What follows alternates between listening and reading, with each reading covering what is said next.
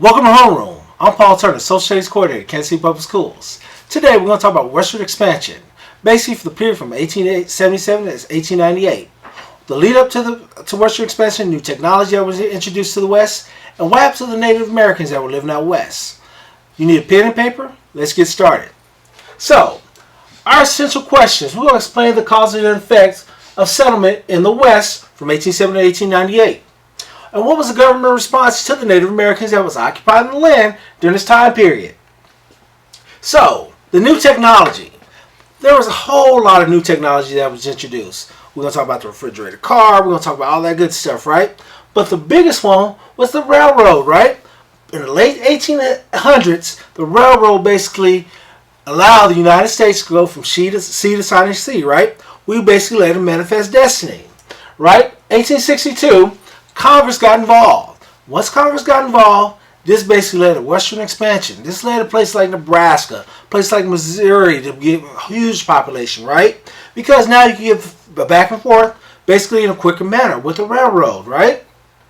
1862, Congress passed the Pacific Railroad Act. 4 of the 5 transcontinental railroads were built by 1890.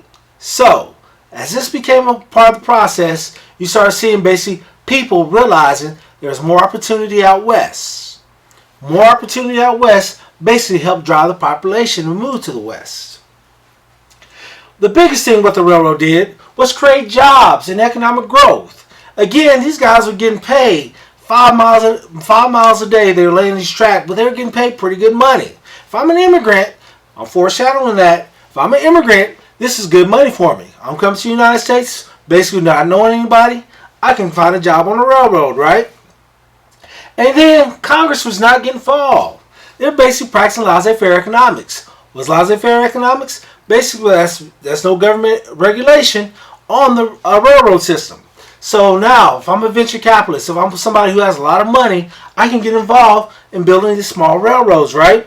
Leading me all the way to the west. This is how people start building wealth. As we talk about the Gilded Age, as we're moving forward, part of this process, this basically generated people lots of money, right?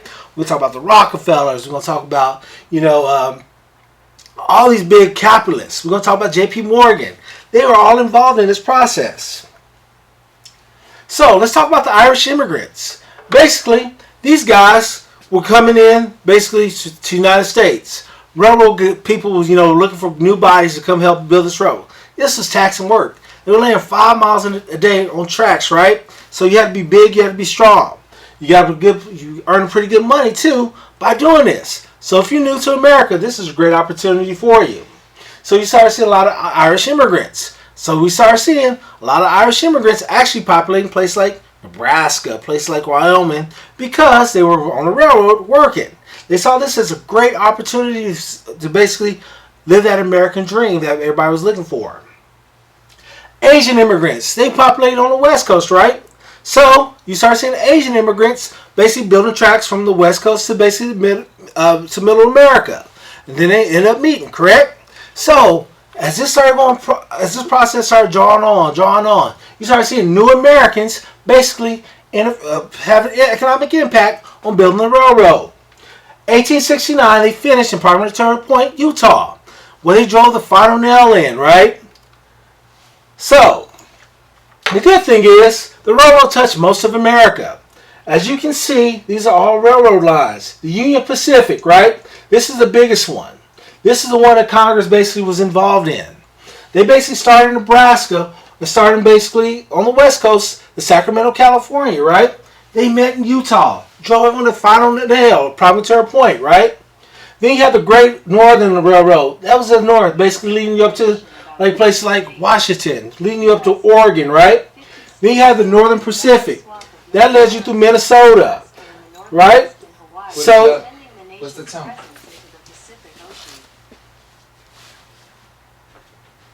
Is that your phone? No. I don't know what that was. Alright, just go back one slide. Let's go back one slide, okay. Alright, here we go. Alright. 3, 2. Okay, when Congress passed the Railroad Act, basically you start to see a lot of immigrants get involved basically with this American dream. Because the railroads actually paid pretty good. They built 5 miles per day on track, right?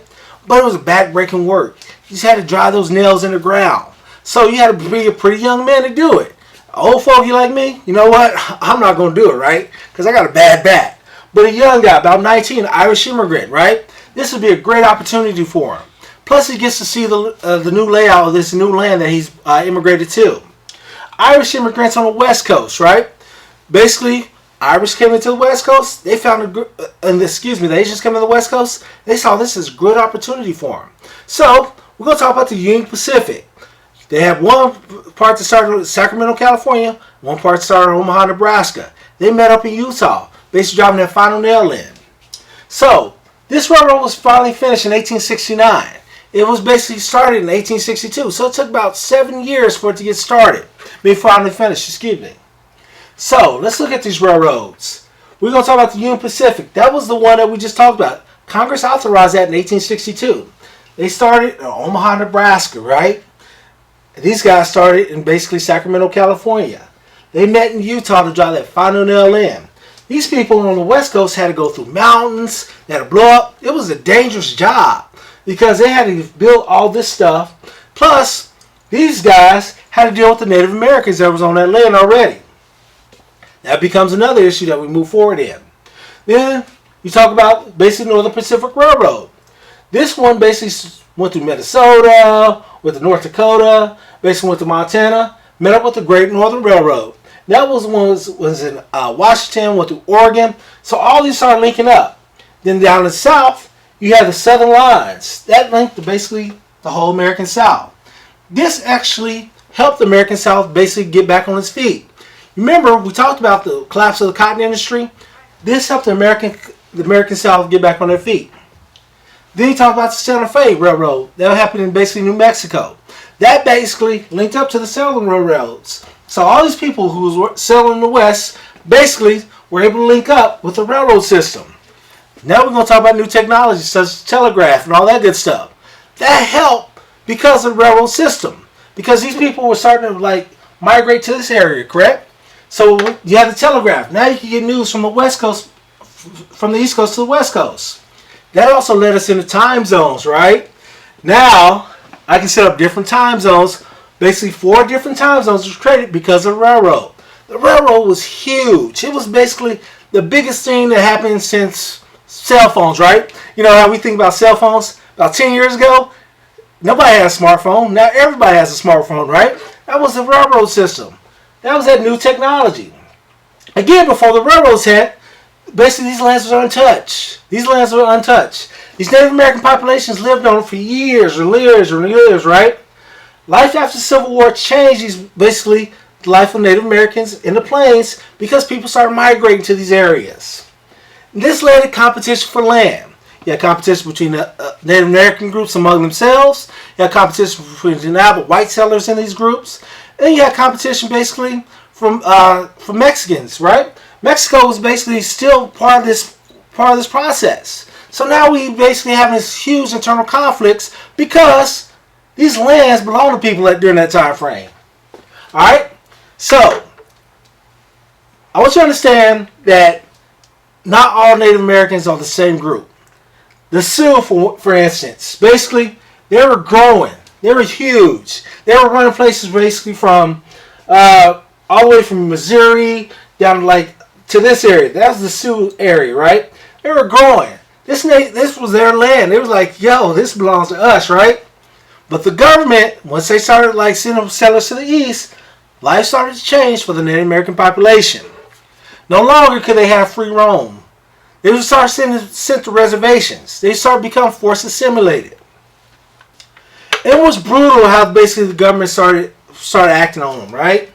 So it was very brutal. They started being encroached on even when they basically signed these treaties with the American government.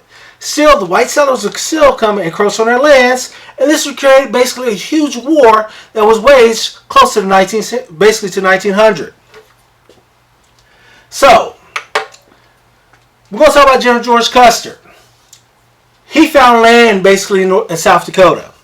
So once he found gold, people was like, whoa, he found gold out there. So you start seeing all these people basically flock on these Native American lands. Again, the Sioux, they was on these reservations because they were forced to sign these treaties with the United States government. So once that happened, we had warfare and carnage of basically a huge capacity. The Native Americans had to respond because the white men were basically encroaching on their land. Their lifestyle had changed. Remember, they were chasing the buffalo, right? So now the federal government sent hunters out there, basically slaughtered the whole basically buffalo. By 1900, there was less than 1,000 buffalo roaming wild in the West. So life was changing for the Native Americans. Again, they were forced to sign treaties. They were forced to assimilate. So these forced treaties basically pushed them to reservations. Once they got pushed on the reservations, nobody really cared about them, right? The federal government still had Indian agents going back and forth, but they were basically trying to assimilate these people.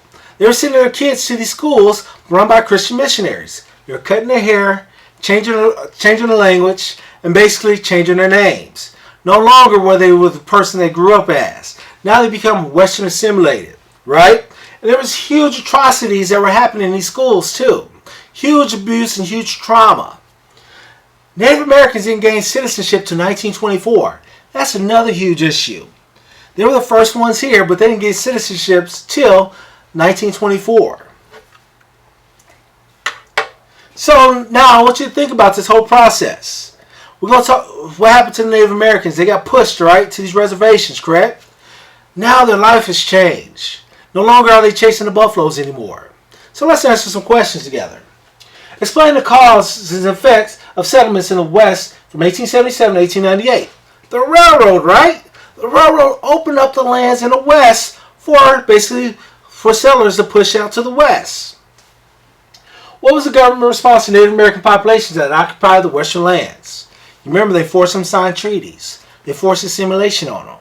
They basically forced their whole lifestyle to change. They killed the buffalo off, basically, so people can settle those lands.